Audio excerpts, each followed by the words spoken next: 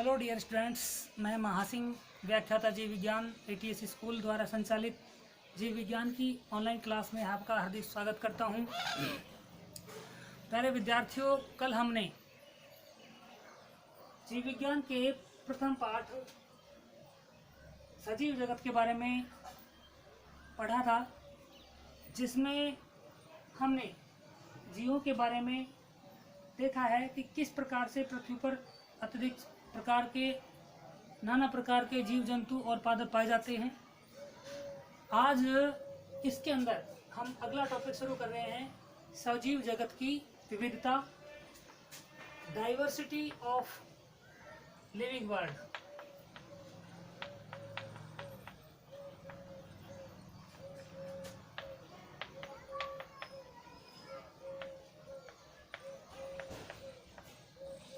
इसे हम जैव विविधता भी कह सकते हैं। प्रिय विद्यार्थियों, सजीव जगत की विविधता से क्या तात्पर्य है, आप इसके बारे में समझेंगे कि इस पृथ्वी के ऊपर अनेकों प्रकार के जंतु और पादप पाए जाते हैं। अर्थात पादप व जंतुओं की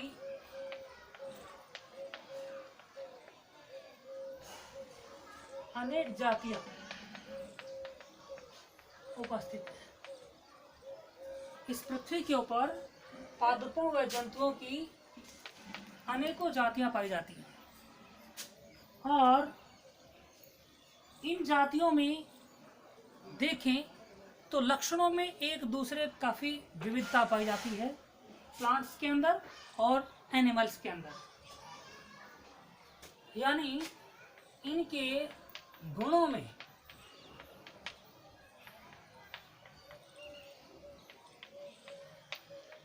भिन्नता पाई जाती है। ये भिन्नता हो सकती है आकार के आधार पर, हो सकती है आवास के आधार पर, हो सकती है भोजन के आधार पर, हो सकती है रंग के आधार पर। ऐसे अनेकों प्रकार हैं जिनके आधार पर पादपों के अंदर तथा जंतुओं के अंदर काफ़ी अधिक भिन्नता पाई जाती है। जीवों में पाई जाने वाली यही भिन्नता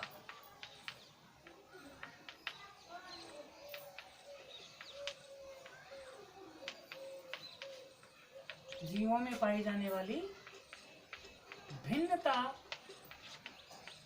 को ही जैव विविधता कहा जाता है।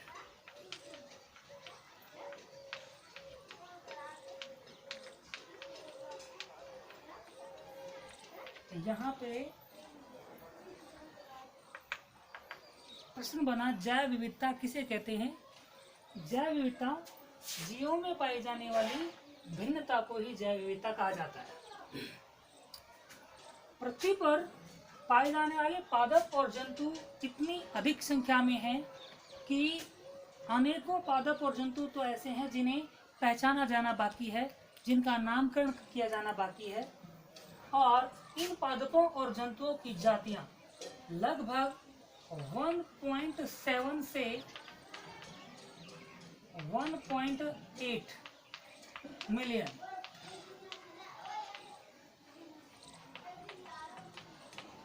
लगभग इनकी संख्या इतनी है। उसके बाद समस्या यह आती है कि बहुत से पादप और जंतुओं की ऐसी जातियां हैं जिन्हें हम जानते तक नहीं हैं, जिनका नाम भी नहीं जानते हैं। इसलिए उन पादप और जंतुओं की जातियों को पहचानें, उनका नामकरण करें, ताकि उनको विश्व के सभी देशों में एक ही नाम से जाना जा सके, पहचाना जा सके। क्योंकि एक ही पादप या जंतु जाति को देश के विभिन्न हिस्सों में अलग अलग भाषाओं में भिन्न भिन्न नामों से जाना जाता है। इस कारण एक मानक नाम देने की आवश्यकता महसूस की गई।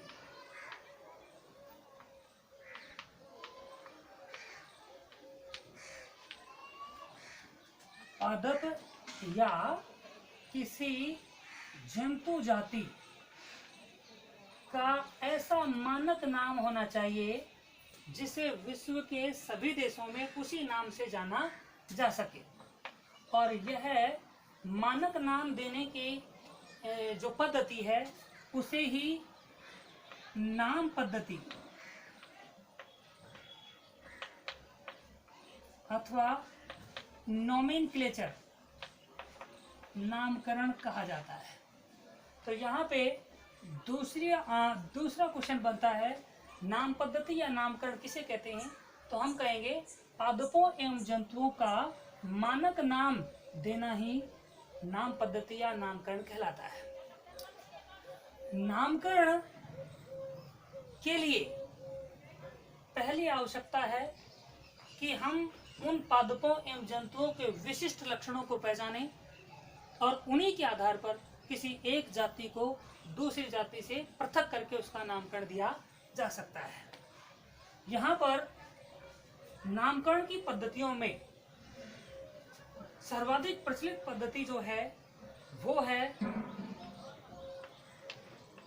द्विपद नाम पद्धति।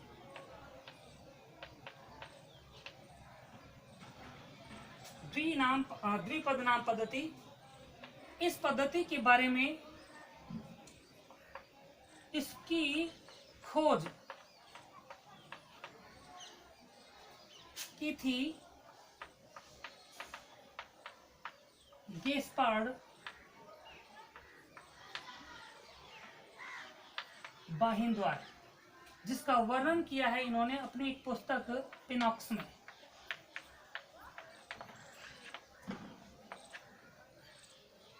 लेकिन इसको सबसे ज्यादा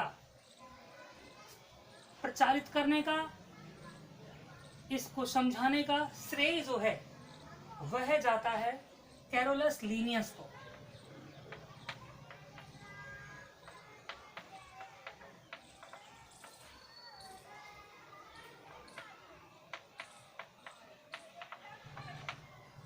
कैरोलस लीनियस, इसका इन्होंने वर्णन अपनी पुस्तक सिस्टेमा नेचुरी में किया है।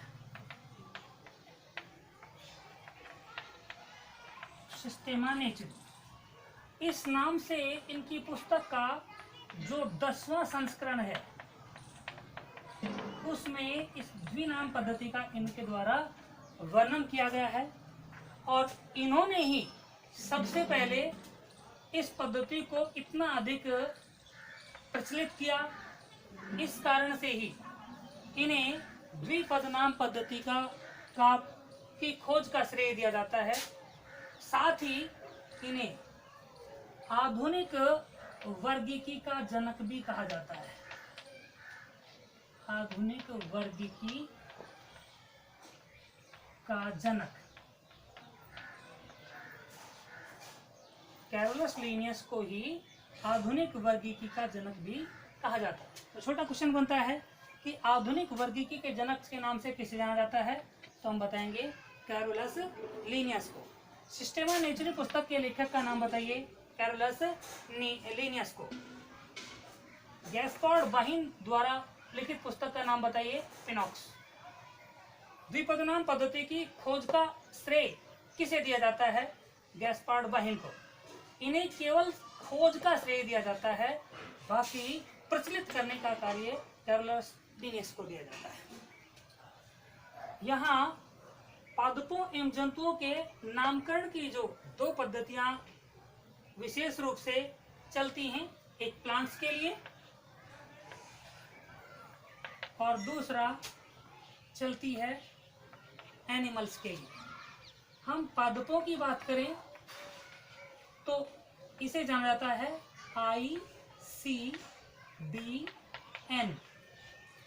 International code of botanical nomenclature.